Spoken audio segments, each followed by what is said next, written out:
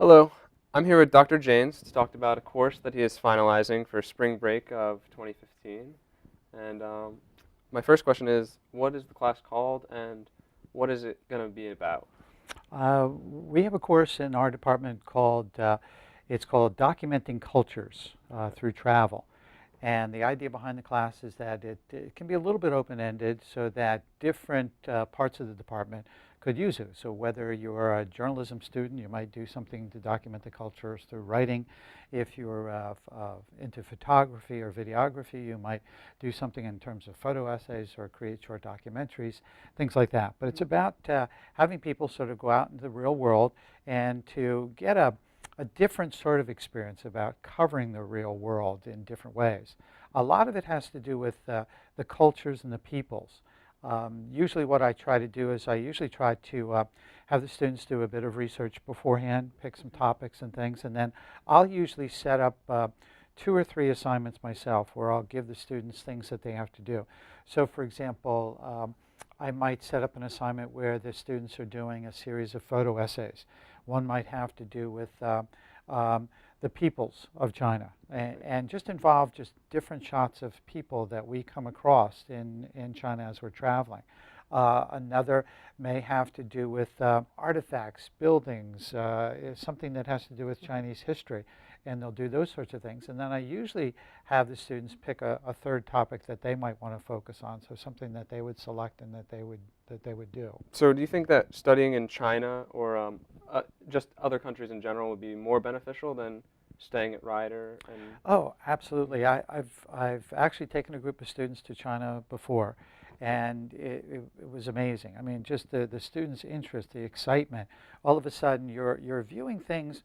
You know, sometimes when you're immersed in a culture like we are around us, that you don't see the things that are new, that are different, that sort of catch your eye. When you go to some of these places, all of a sudden, everything looks a little different. The people look different, the yeah, foods look different, the buildings definitely. look different.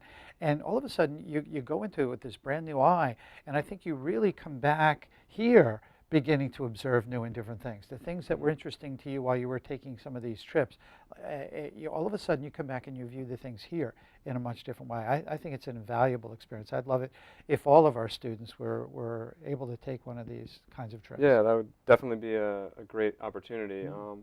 Now, how many students do you usually take on this trip or are allowed to go? Well, I mean, that's a very good question. You know what? Usually, what we try to do is we want to keep the number manageable. Right. You know, and a lot of times that has to do with the faculty member themselves. So, you know what? I've been on a couple of these trips, and it's very difficult for just one faculty member to sort of manage a very large group. I I would find it almost impossible to have if we had 10 more than 10 or 15 students on a trip if it was just one faculty member.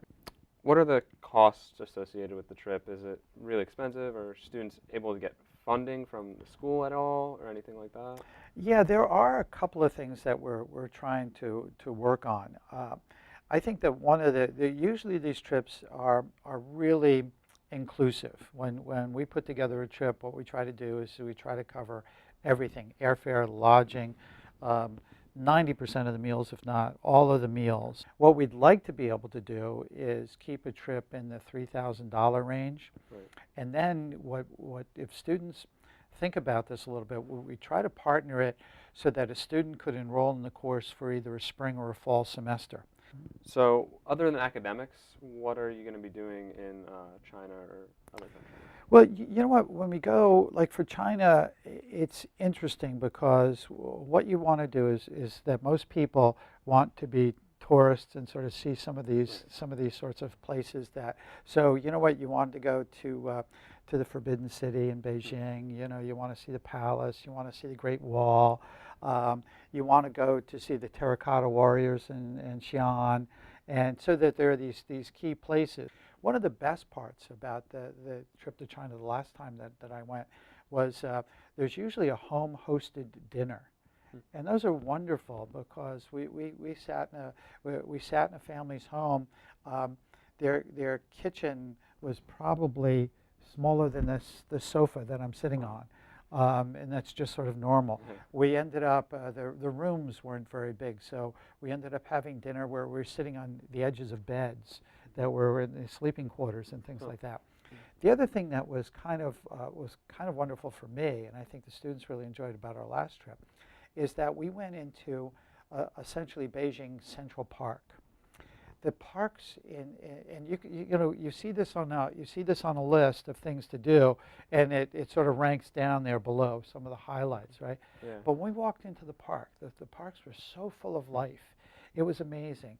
They had people, 30 or 40 people doing Tai Chi, and you're watching these Oh, wow. people and their movements and stuff, and our students are getting involved. Right. They had 30 or 40 people doing ballroom dancing.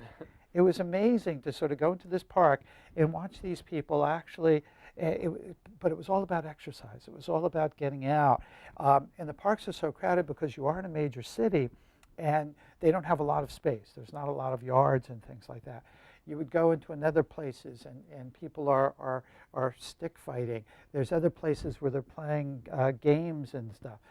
You'd see the people, they would actually take their birds out for a walk, and you'd see people with their cages walking through the parks That's and things. interesting.